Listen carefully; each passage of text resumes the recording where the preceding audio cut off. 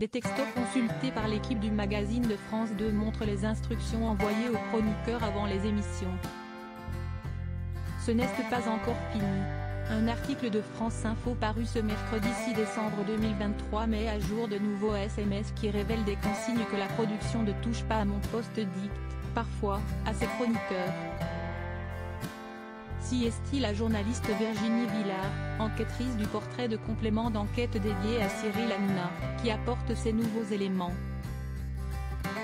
Il ne faut pas le défoncer. Dans son portrait consacré à Cyril Hanouna diffusé jeudi 30 novembre, complément d'enquête révélait en effet comment l'animateur envoyait des instructions précises aux chroniqueurs de TPMP. À l'aide de SMS envoyés par le présentateur et la production, que l'équipe du documentaire a pu consulter. Le magazine de France 2 démontrait que plusieurs des interventions des chroniqueurs, censées se baser sur leurs opinions personnelles, seraient en réalité téléguidées par la production. À lire, SMS à l'appui, complément d'enquête révèle que Cyril Hanouna dicte parfois les interventions des chroniqueurs de TPMP au mot près. Capture d'écran à l'appui, les nouveaux textos font état d'éléments de langage provenant de parfois des plus hautes autorités de C8.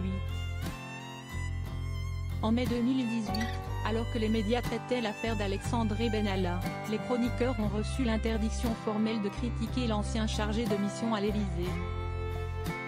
La raison, Cyril Hanouna tentait de l'inviter sur le plateau de son autre émission Balance ton post. Il ne faut pas le défoncer parce qu'il essaie de l'avoir sur BTP, Balance ton post, écrit le texto de la production. Ancien proche d'Emmanuel Macron, Alexandre Benalla avait été filmé alors qu'il agressait violemment des manifestants du 1er mai. L'année suivante, en août 2019, les chroniqueurs reçoivent comme consigne, décrédibiliser une polémique autour de la campagne publicitaire pour le parfum The New Sauvage de Dior. Qualifiée de pub raciste et colonialiste, la vidéo mettant en scène Johnny Depp et un Amérindien dans le désert de l'Utah. Pourtant, il n'y avait pas de place pour le débat ce soir-là sur TPMP, pour la polémique sur Dior. Pub sauvage avec Johnny Depp. On me dit de vous dire que vous devez dire que si est ridicule, écrit encore la production. En octobre de la même année, la chroniqueuse Géraldine Maillet avait de son côté reçu comme mot d'ordre de parler du film Sœurs d'armes de l'essayiste Caroline Forest comme d'un coup de cœur. Visiblement, la demande serait venue directement de Vincent Bolloré, propriétaire de la chaîne, qui aurait déalé avec Cyril Hanouna, peut-on lire dans le message. Il faut vraiment que tu regardes ce que dit la critique et que ça soit un vrai coup de cœur, écrit encore la production. Le jour de la diffusion du documentaire de complément d'enquête et avant même ces nouvelles révélations,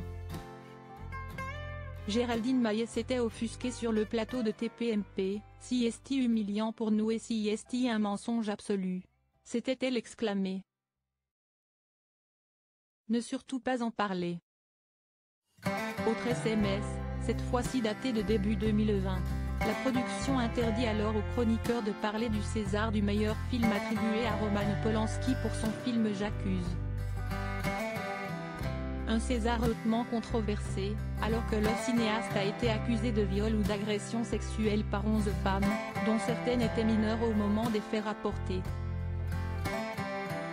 Comme toujours, la cérémonie avait alors été diffusée sur Canal+, chaîne de Vincent Bolloré. Même si aucun lien n'a été fait pour cette consigne avec le milliardaire breton. Attention, peut-on lire dans le texto en grandes lettres.